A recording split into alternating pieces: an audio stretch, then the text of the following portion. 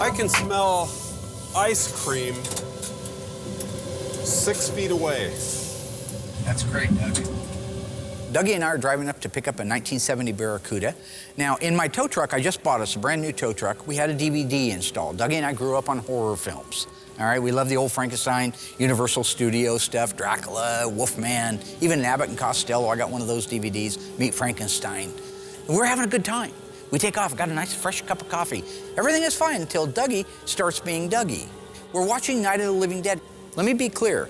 Dougie has seen Night of the Living Dead 1,000 times.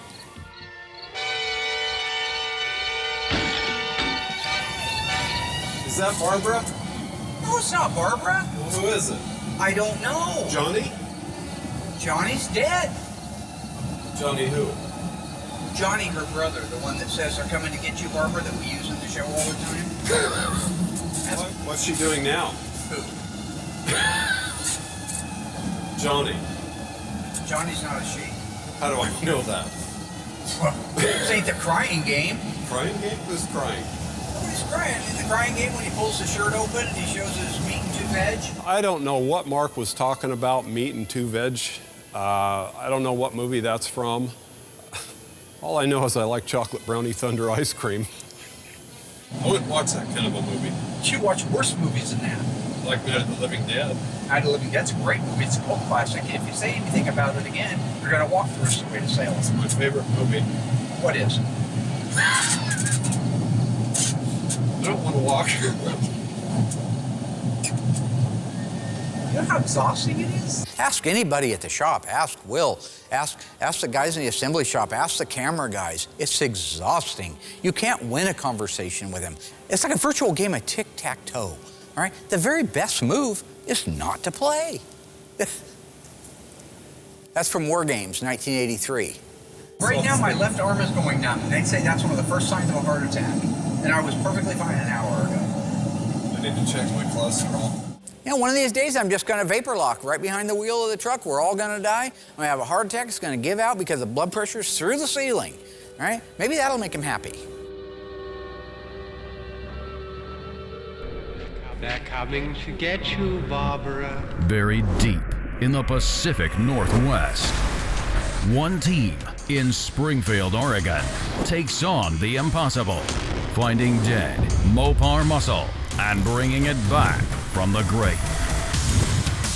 Award-winning Master of Mopar, Mark Warman, his cousin Doug, his daughter Alyssa, his best friend Royal, his painter Will, and the rest of the GYC Ghouls are restoring, resurrecting, and recreating some of the fastest, fiercest, and rarest muscle cars on the planet. This is Graveyard Carz. The good news is I didn't have a heart attack, and we made it to the lady's house with the Barracuda. So, one for the kid. So Doug and I are out in Cheshire, Oregon, picking up a 1970 Plymouth Barracuda. I got the strangest call last night from this nice lady that said she had a 70 Barracuda. As she was describing this car, which you never find local cars. You car guys know it. No, there's never anything in your backyard anymore. Everything comes in from tens of thousands of miles away. But she had called and said that she had a 70 Barracuda for a long time, and she'd like to sell it. And so I had her describe it to me. And as she was describing it, somewhere in my brain, because I know all the Mopars in town, or think you do, she bought it from a guy in Veneta, had it since '87, then started to describe the interior to me. I'm thinking, man, there's no way is that any way that's that car? So after a few more minutes talking with her, I said, so did you used to live in Springfield? Because if you did, my cousin might know you. And she goes, is your cousin Doug Oldham? I said, well, we call him Cousin Dougie. Yes, that's him. Okay, so this was so much fun. Mark gets a call from a girl named Heidi with a blue Barracuda for sale. She was engaged to a friend of mine named Todd. They've had that car for years. And so now I guess she wants to let this car go, and this is so much fun. It's like reliving the past or something, going back to see this car that I haven't seen for 25 years or so, and I'm so excited to see what this car looks like now after all these years and see some old friends again. The girl moved into Springfield, lived on G Street, and Mark and I actually drove by a couple of times and stopped and, inquired as to if she'd ever want to sell this car, and she said no, she'd never part with it. She named the car Annie, from Dreamboat Annie, the Heart album, so she's got some real sentimental attachment to this car. Mark, her name is Annie. Her name is Annie? Yes. Heart, Barracuda, Dreamboat Annie. Oh, yes. Very good. Those of you at home who own cars, a lot of times name your cars Betsy or Old Rusty or Blue or whatever. And I just think that's cool. That just means that thing has been not just transportation for her, but an actual family member. And it's just funny how these little cars, these little nothing cars, not just Mopar, but any car, can become a fabric in the lives of people. Anyway, we made a deal on the phone. We're just out here right now getting it loaded up. It looks exactly, it might even look a little bit better than I thought it was gonna, but it's been set in a long time, so it'll need a little bit of work to get going. But just to find a 70 Barracuda in today's world. Intact, in one piece. Intact and in one piece, and allegedly will run, and I believe it, the original numbers matching engine. We just unloaded it from a trailer. So we show up to Heidi's house to pick up this car, and naturally, she's got a trailer parked in front of this car. Well, it wasn't bad enough that the trailer was in front of the car, but there was an engine on an engine stand in the trailer. Mark and I have to take this 6-cylinder engine and muscle this thing out onto a pallet so we can load it up in our van by hand. I wish we had our Doosan forklift for that. Once we got the trailer with the engine and everything out of the way, we were able to move the rollback into position, lower the deck on it, and get ready to load this car up. I haven't even checked this car out yet. I just know that it's a good old car and that I want it, and it's in my backyard, so I'd be an idiot not to take advantage of the entire situation. All right, Dougie, let's take a look at this old bad boy. Is she tied down? Yeah, it might be. Oh, just hooked. Nope. Oh, look at that. Somebody painted the grill black. Looks familiar, don't it? It does. That's the first thing Dougie did to his Barracuda. Couldn't wait to paint the grill. Couldn't wait. So when we show up to see the car, the thing looked great overall. And one thing that caught my attention was the grill, which originally was argent silver, just like mine, and they painted theirs flat black as well. And that made me feel a lot better about mine, which Mark has harassed me to this day about. The rear panel was painted flat black, just like mine. It looked good. The car looked good. He wanted an AAR Cuda and his daddy wouldn't buy him one, I guess. I don't know. I don't know. So now when you're talking about a black grill for a 1970 Barracuda or Cuda, the only model that ever came with a black grill was the AAR, All-American Race Team car. It was a smooth, matte finish black, all right? Now Doug's car was a Grand Coupe, so he had the bright argent silver grille and matching tail panel on it. And I gotta admit, when he did paint those black, the car really did start to stand out and look much more ominous than it did. Although if we were to find his original car and restore it, we'd put all the argent stuff back, because now we're OE guys. Back then we were butchers. Hey, that looks all right. White interior. It's all there. Oh, is it? Yeah. Oh my gosh. Well, Dougie's in heaven now. I loved my car being a Grand Coupe because I had a full white leather interior. You know, it was different. Everybody else had black interior, whatever, but mine had white leather and I loved it. And this car has white interior too, and it makes it that much more appealing to me. I'm really excited to buy this car because it's so close. We know the car, we know the history on it, we know the people, and it's a unique little car with a Slant 6 like that, a kind of a plain hamburger sleeper car. I just think it's awesome that we're in a position that we can go out, find cars like this and buy them.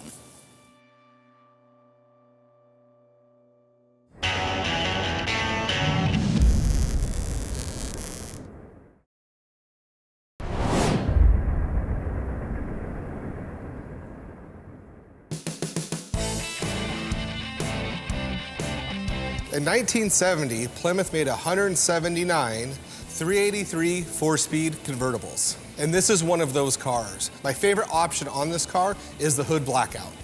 Sorry, Will, that's actually V21. Victor 21 is the correct sales code for that. And it's not called hood blackout. It's called performance hood treatment. All right? You know, you're swinging a big one out there like you're the man. If you ain't the man, everybody want to be the man. Nobody want to be the man. Now, why don't you ask those questions? So when it comes to doing the blackout or the stripe, I love doing these because they really offset the car. They break up. This car in particular is orange, engine's orange, so that hood stripe's really gonna offset nicely, especially with the black top. With that being said, there's two ways to do this. We have the Graveyard out there, which is a great, great reference. At this point, I'm able to take an original hood, bring it inside, and get my measurements. So the first thing we do is I want to get the measurement that's right here to this leading edge, which is about 7/8 from there to there. And I want to see if they did the same thing on the other side, which they didn't. They did this side at 3/4. The factory didn't do them perfect. Do you want to match it to the factory or do you want to make it perfect? I think it's cool to do it to factory, but Mark would much rather have them perfect. So even though this is off a little bit, we'll clean it up when we go in there to actually do it. See, this is what you call a preemptive strike on old Magic Hat's part, right? He finds a factory hood that has the V21 performance treatment on it. It's as close to perfect as humanly possible. It actually, I've looked at a lot of those, and they're almost perfect, all right? But play it down. Oh, these aren't perfect. So don't expect perfect out of me if the factory couldn't get perfect. That way, when his is all off and wonky and the stripes are all over the place and he's destroyed the looks of the car, he can blame the factory hood for it. That's a preemptive strike. I've seen this movie before, all right? Now, when it does kill the entire looks of the car, and the car's dead, I gotta explain that to the customer. And Will's gonna go back and say, roll the tape again. No, let me tell you something. My training is as a painter and not a coroner, all right? Now that's Gerald Olin from 1408, Sam Jackson. My training is as a manager, not a coroner. Says that to John Cusack. Mike Inslin. What is it again, the question? We got our measurements. I've written them all down exactly how they're on the hood, the original hood. So we're gonna lay them out on this. They're off a little bit on the original hood, so we may make some adjustments as we go. Now what he's doing there is he wants a parade, all right? He's like, well, look at me, I got everything perfect. It's right down to the, this is some angle to get a parade. Remember Kelly Robinson in I Spy? Kelly Robinson, Eddie Murphy's character? He wanted a parade. Kelly Robinson wanted a parade, right? Ain't gonna be no parade, just lay the stripes out. Okay, it's not rocket science.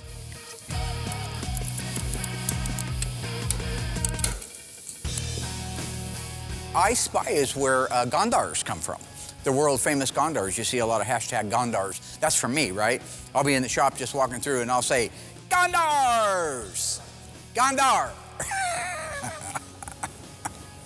You're a real player, Mr. Gondars. Hold me close, a tiny dancer. Right, Tiny? You know, Mark really shouldn't be picking on me when it comes to laying these stripes out. He used to do all the stripes because if they're off a hair, they stand out so noticeable that I wanted no part of them. But I've been doing it for so long now. I love the detail process of it. He knows I'm a good painter. He knows there's no reason to pick on me at all. And I execute doing these stripes to perfection every time. In the past, there's never been anybody that can lay out stripes like I can. Now that is an absolute untruth. If your rectal smoke detector is going off at home, folks, that's because Will's blowing smoke up your ass. I had a guy working for me years ago that did a beautiful job laying out the stripes. In fact, it was the very first season, which you can watch over on our YouTube channel. Bunsen burners, nice little earners. Not the point. Point being, he did a gorgeous job. It's the FC7 Inviolate 70 Roadrunner. There was a 2-owner car that we did for the guy that I actually ended up buying Emma's Super Bee from. Okay, so if you go back to then, if you watch him lay those out, they're absolutely beautiful. The only problem with that guy was he was always jacked up on tuna, right? He had some kind of obsession with tuna. So he's always eating it out of a can, because he wanted to be bodybuilder, you know, fruity pie guy, and he always eating a tuna, eating protein, low fat, whatever, right? But all he did was he worked his biceps.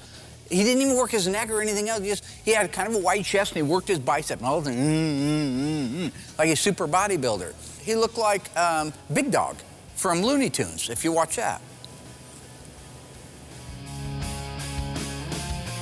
You know, there is no do-over when you do these stripes. It's not like when you're doing a decal. If you don't like the way it lays out, you can just peel it off and start over. When it comes to painting them, you got one shot. So after I lay them all out, I double check my measurements, because once it's painted, if you unmask it and something's wrong, I'm repainting the hood, I'm repainting the cowl, and I gotta start with the color and start the whole process over.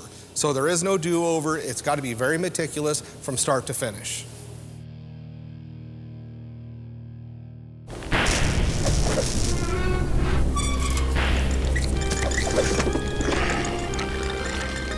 In a previous season of Graveyard Carz, this beautiful 1970 Dodge Charger in my favorite color, FK5 burnt orange, factory 426 Hemi 4-speed car was restored to perfection.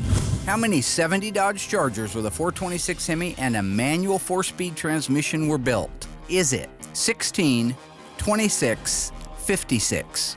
If you remember or you think you know the answer, stay tuned right after the break. I'll let you know how you did.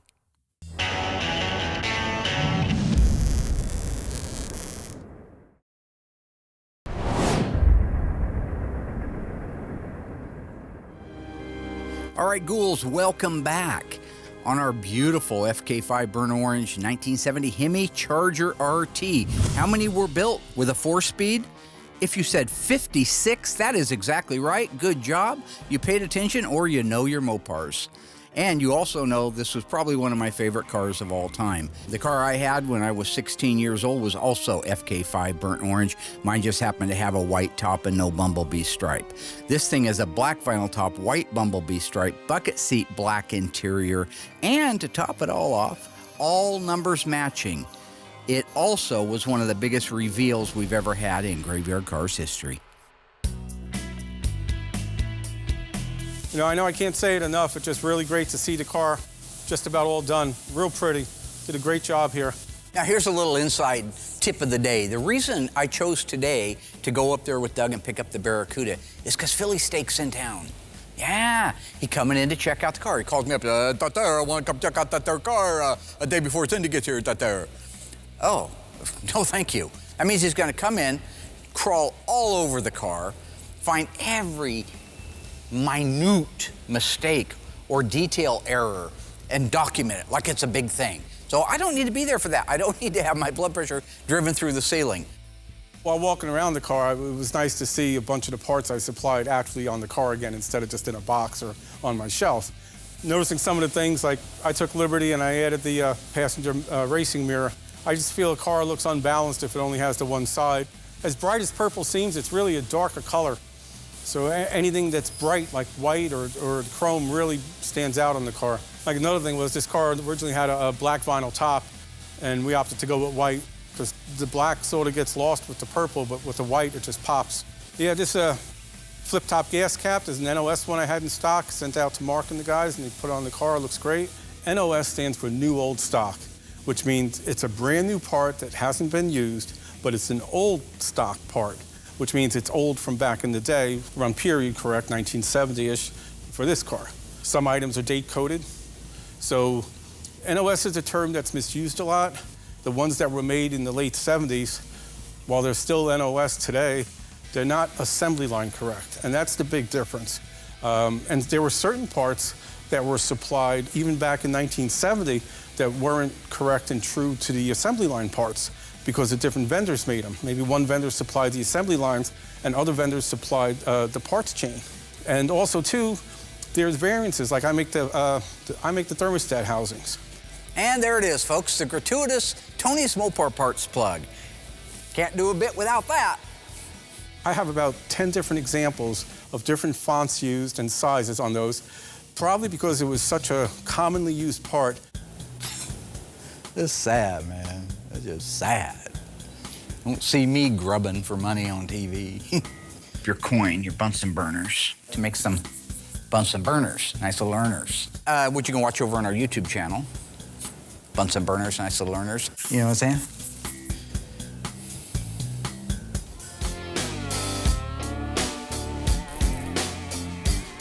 So to get those edges really nice, I use blue fine line. It's a plastic tape, and it's the last piece that I put on there. It lays around corners very well, which you need. It doesn't lift. And the most important thing is it is very flexible. So you don't want to pull it, because if you pull it, it'll kind of hourglass on you and make your stripes do this. So you can run that tape stripe all the way down to the edge of the hood, go right around the corner, pull just slightly. Lay that tape down, run your thumb along the back side of it so you got good adhesion, go around any corners, make any pattern you want, and it'll do it without lifting. It gets kind of tricky because you get your outline done so you can see what you have. And then you have to go, okay, what goes black, what goes orange, what goes black. So what I do is I draw it out on a piece of paper, and everything that goes black I scribble in. And then I tape that piece of paper to the edge of the hood so I have a reference, because you do get kind of lost sometimes. So once I have one side done perfect, I'm able to duplicate that on the other side, and we're ready to go. Once all the taping is done, I grab my 36-inch paper off all the edges. Once the paper's all done, I cut a piece of plastic, covers the rest of the car from overspray, and then at this point, I'm ready to paint it.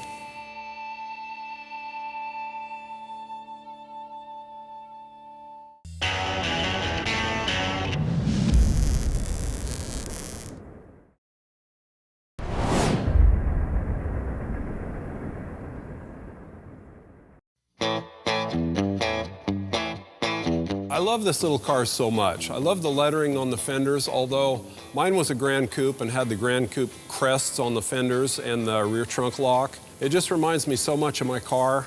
New headliner and the Mopar carpets and that box there. For some reason, it's got 72 style seats in it. I'll bet you it was a bench seat car. You always had I know. buckets. This is absolutely how I got it, except for, you know, the years with like. Was it always white interior?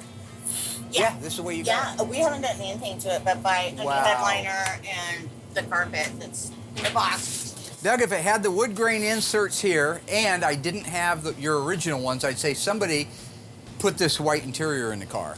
So what I'm talking about that is on the Grand Coupe, it's supposed to be the luxury edition to the Barracuda. On the trim panels, normally in this recess, it's just the vinyl. You don't see anything. It's whatever, the plastic trim panel. On a Grand Coupe, they made a really neat contoured wood grain insert, and it really does richen up that interior. How about take a load off, Annie? Take a load for free. Yeah. Take a load off, Annie. Wait for it. You put the load right on me. Oh my gosh, he's trying to dance there. It was a blue interior. I think it's pretty interesting that this car had a blue interior and they changed it out to white. My car had white interior and naturally they had to change it out to black interior. I don't understand why people can't be happy with what they have. Now, we talk a lot about how this little Barracuda is similar to Doug's. That's mostly because it is just a Barracuda and not a Cuda model, which you guys see a lot of on Graveyard Carz. It's got the flat hood, and so that immediately brings up that feeling of Doug's old car. But where Doug's car is considerably different than this car is on that fender tag. And I don't want to go down that rabbit hole too far, but his was a very unique car that I believe in my heart was one of one. It was a 318. It was a 4-speed. FY1 lemon twist yellow, right? White leather bucket seat interior, overhead console. Yeah, my car had a lot of options. I guess I didn't appreciate it the way I would now. It did not have a vinyl top. That's why it's FY1 up higher. It was AM 8-track, light group car. This thing was loaded, and it was a Y14, meaning somebody actually ordered that car. So to me, in my mind, that very likely was a one-of-one car. And the truth is, I actually know where that car is. Taillights look great. The chrome's good on them. Real nice detailing job with the black around the taillights. Body's real nice and straight, too. You know, to the good body work that was done, which was very little needed because this is all original sheet metal on the car. Tony is right about the car. This was a California car, so it wasn't rusty. There was a couple of patches in the bottom of the quarter. I think we had a small patch in the driver's floor, but the rest was good, solid, all original metal on it. The right front corner had been tapped at some point, so we had to do a little bit of work to the right inner fender, but otherwise, really great, solid car. But the rest of it's all original stuff, so it aligns like it's supposed to, and hopefully it was a lot easier to work with to get to be straight. Ah, the plot thickens, see?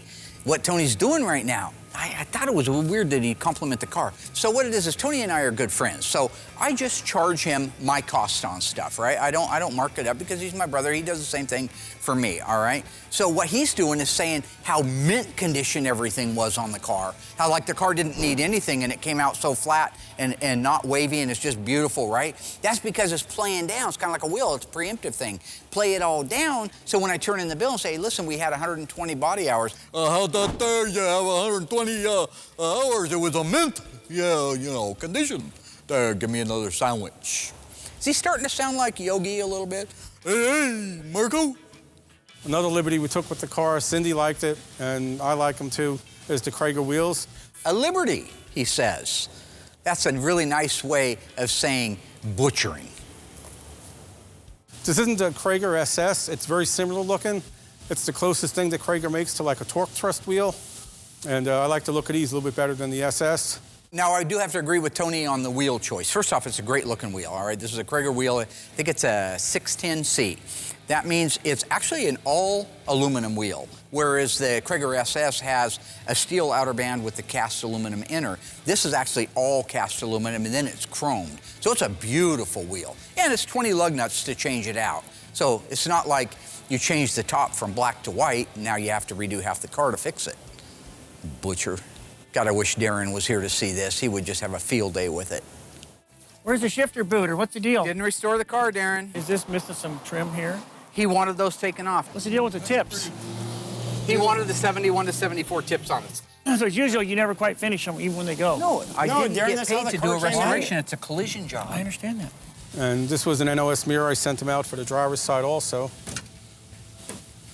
There's another liberty I took, or a couple really, on the interior. Another liberty? Ellis Island doesn't have that many liberties. I don't understand, why didn't we just build him a tribute car? He could have saved a bunch of money and invested in a sandwich shop or something. It's just, what's happening? It was a bucket seat car with a 6-way seat, which is nice, but there's nothing more comfortable than a bench seat in an E-body. And the only way you could get that from the factory is if it was a column shift car. Well, the column shift car is somewhat boring, you could say, and we changed interior color to white instead of black for the same reason that I mentioned prior, for just the white just stands out so much nicer. He's gonna pick on me for not having a washer underneath the wing nut on the pie tin. And he's changed the interior from black 6-way bucket seats to a white bench?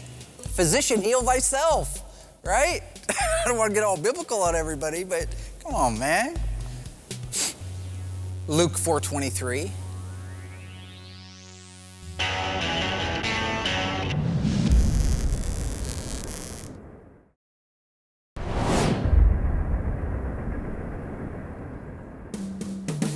Most of the time when you're sitting in an E-body, you feel like you're in a hole and like you're a little guy looking behind the steering wheel.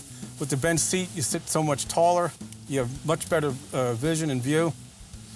I also added the tough wheel on the car. Oh, a tough wheel. A tough wheel. Good call. Mind if I just check the sales option code book real quick here? S84, S84. I don't see the S84 option in a 1970 E-body. That is so weird. The tough wheel is actually a smaller diameter than the standard wheel, so it makes the steering ratio seem quicker.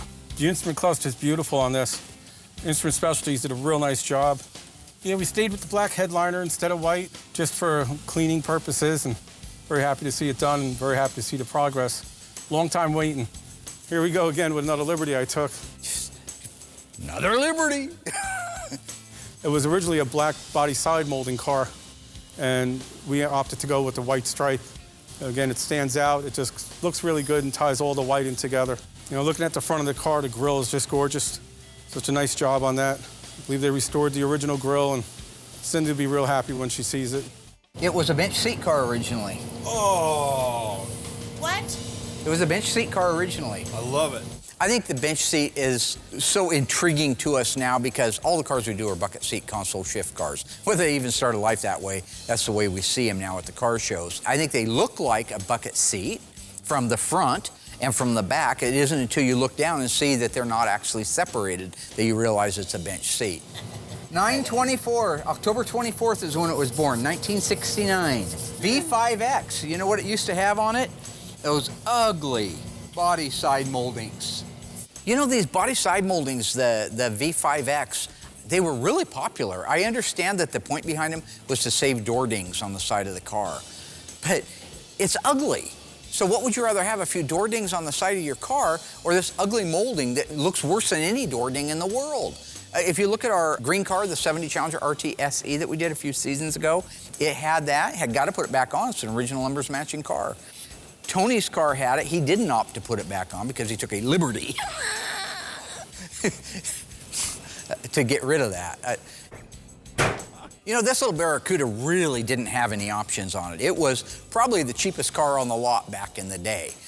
No vinyl top, it had a bench seat, column shift, it was a slant 6. I mean, it really was a stripper car. Somebody must have found a 72 Cuda with a white interior and took the liberty, if you will, of installing it in that car. You see what I did there with the Liberty? It's a story arc. Okay, that's an arc. Saw it a lot in Seinfeld. Liberty.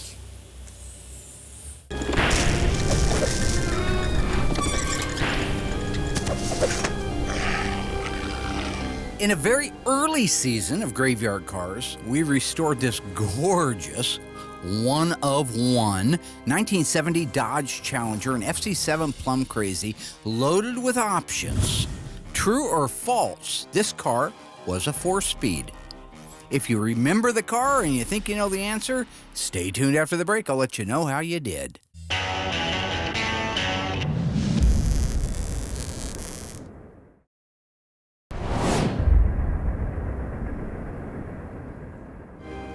All right, Ghouls, welcome back. How did you do on that one? The question was, true or false? Our rare sunroof option 1970 Dodge Challenger was a factory 4-speed. If you said yes, you're wrong. That car was an automatic on the floor with console.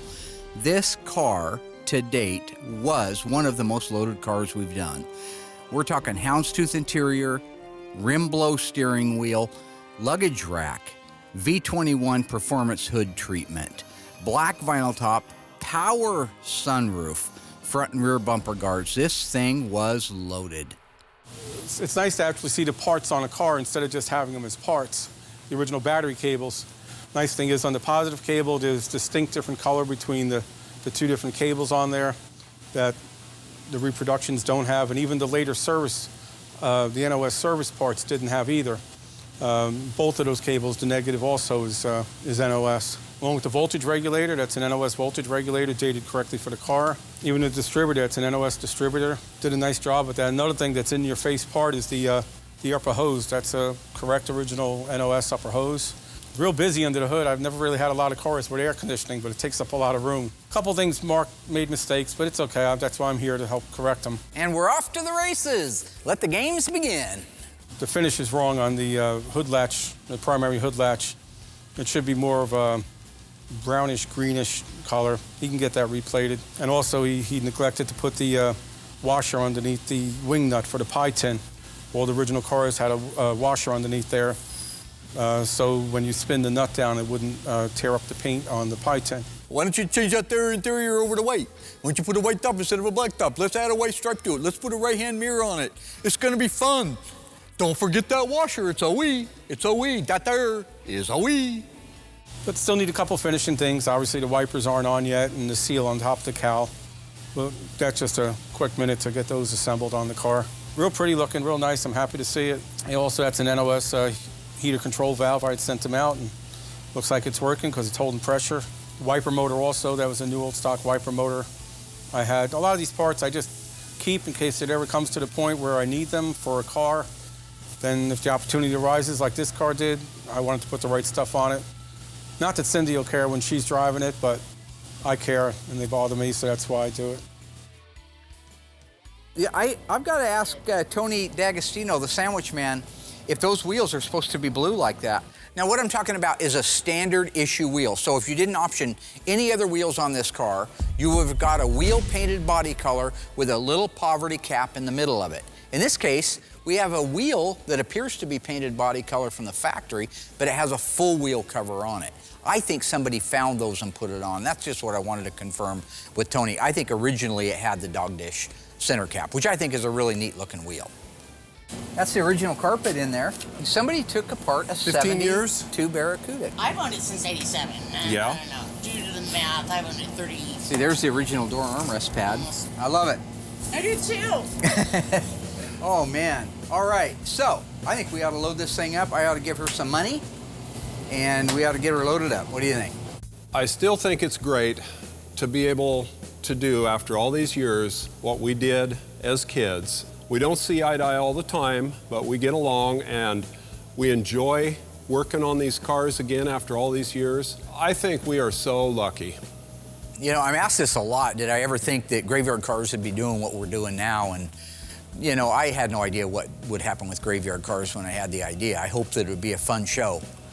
I never dreamed, and if somebody had said something when I was a kid, I still wouldn't have dreamed that it would be where it's at today. To be able to work on the greatest cars that I have loved and drooled over my entire life, and to be able to go out with my cousin and hang out as much as he makes me crazy, and be able to buy these cars and bring them back and offer them to somebody as their dream car. So it's definitely better than anything I could have dreamed of or hoped for. I believe it was John Lennon that said, "Life is what happens when you're busy making other plans." And for me, that's true. However, John also said that I am the Eggman, I am the Walrus, so I'm not sure what to believe.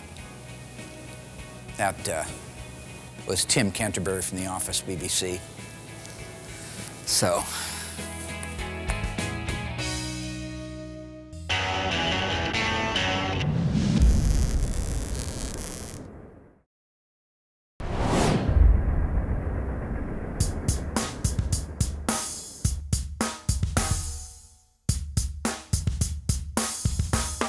When we finished loading up the Barracuda, I called back to Will and just asked if Sandwich Man was still around. He said he was still there, and I'm quoting Will now, crawling up its ass with a flashlight, unquote.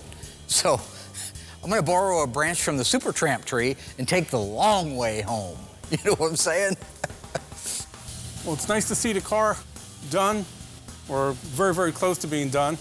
There's a couple of little things that still need to be assembled on the car, like the support bracket from the lower radius support to the K-frame. One of the liberties I took with the car was putting a fast ratio steering in it. Did you know that Lady Liberty wears a size 879 shoe? It makes it so much nicer to drive, and hence the longer pitman arm with the fast ratio right on it. Beautiful exhaust system, that's from ECS, and I think this is the only one that Mark said that they actually welded the resonators right to the head pipes, which was the way how the factory did it. It was welded together as one piece. Real nice overspray on the underbody of the car to duplicate the factory on top of the gray prime. It just really blew under from the outsides of the car randomly, whatever got from the outside of the car when they were painting it on the assembly line. One of the things I had them do on this car was, this wasn't an undercoat car. This car didn't have any factory undercoating. It was a California car. It was assembled in Los Angeles plant. So because it didn't have undercoating, the way how these cars were built, the body of the car went through a big vat. And on original cars, you can see the line where that stopped, around midway up through the kick panels. So on this car, I wanted it to be like that. So I was really busting Will's chops when he was painting it, sending him pictures of how it should be in original cars and one of my restored cars. I said, you gotta copy this. You know, I'm gonna be painting your ass in this. So when it comes to the undercoating on Tony's car, and I love you, Tony, I hope you're watching this at home, it's the weird things. Because I'm the paint guy, I was like, man, he's gonna come in with his Philly and just bust my balls over the paint. So I just made sure it looks so good. And it looked so good, I didn't even get a thank you. It just looked that great. He didn't say a word. I had to ask for a compliment. But when it came to the undercoating, the part that just doesn't matter, I mean, I had to sample product after product after product, and then 4 more products. Then he sent over the schematics of how it needs to be applied, what areas, and it was miserable. So what they did was they, you know, primed the whole car like they normally would, but not do anything else. And then when they paint the body, just blow purple underneath the car, whatever got there. And it doesn't have to match left to right because they didn't do that from the factory either. So they copied that and it shows really nice in the car. Got all the drips on the torsion bars, just like they did from the factory, because They weren't painted, they were dipped into a big vat. There's a California car, emissions car, so that's why it has the third line for the vapor return to the fuel tank. Actually, Rain Man, that is not a vapor return line, okay? The vapor return line was used in 1968 to 1972 on all 440 and 426 Hemis with 3/8 main fuel line and a 1/4-inch vapor return line. What he's talking about is an N95 evaporative emission. So, oh snap! You know, coming all at me and stuff. That's crazy, man. Lost his damn mind. Yeah. Here's the resonators that are welded on. Actually, the weld job that was done duplicates the factory. And these are very nice resonators licensed by Chrysler with the Pentastar and all the markings on them. And if you notice these rear lower shock plates, they drop the shock down a little bit more than every other car except for 70E body and 70C body. I don't know why the reasoning of it was, but I know it's specific to this car. Another liberty we took with the car was... Hey, did you know that France gave us the Statue of Liberty originally? That's damn nice of them. That's 2 gifts, right? Statue of Liberty, Lady of Liberty, and a French fry. We added a factory rear sway bar that wasn't available on the 440 or Hemi cars, but came on the 340 and 383 cars, starting sometime after the AARs and TAs were built. And it really helps the car just drive that much nicer with the rear sway bar. And it just, between that and the fast ratio steering box, you know, in the modern radios, it'll feel more like a modern car driving down the road instead of a 50-year-old Wanderer. These are what they call Q clamps, where most muffler clamps or exhaust clamps have 2 studs sticking down with 2 nuts on them, and that's fine, except for when you're trying to line up an exhaust tip. You know, you're having 2 hands holding on the clamp, you can't center the exhaust tip to be exactly where it should be. And it's really critical on the E-bodies because they have to fit into the rear valance. It's a 1-bolt deal, so you would hold the exhaust tip with one hand and use the other hand to tighten up the bolt. Okay, so we got the whole entire car masked up, ready to go. It's all scuffed, sanded, everything looks really good. I'm gonna tack it off, make sure, because you can't cut and buff flat. So the way it comes out is the way it comes out. So we're gonna spray it, everything looks good. It'll sit in here overnight, then I'll kick it back to assembly, and I'm done with this car. So when it comes to cutting and buffing, especially, I mean, we do it on all the cars. It takes care of, you know, any dirt nibs, imperfections. Honestly, I mean, very seldomly will I have a run. It does happen, but you know, you just do all the paintwork cleanup in the cut and buff on a car that's either single stage or base coat, clear coat. When it comes to doing flat black or any matte finish, it's a little more tedious because the way it comes out is how it comes out. You can't have dirt, you can't have a run, because if you sand it, it's all, and then buff it, it's going to be shiny. So you got one shot to do the flat black, tack and blow it, wax and grease it, blow the booth out, blow yourself out. You walk out of the booth and you're done. And it's got to look that way. The stripe process went really well. Came out perfect, looks amazing. It's just a very tedious process, and I learned I can't be filmed the whole time while trying to get measurements. It's too distracting and too much of a pain in the butt. So just making sure the stripes are done perfect takes so much time. But they look amazing. Got it over here for Justin to assemble, and we can walk away from this car at this point.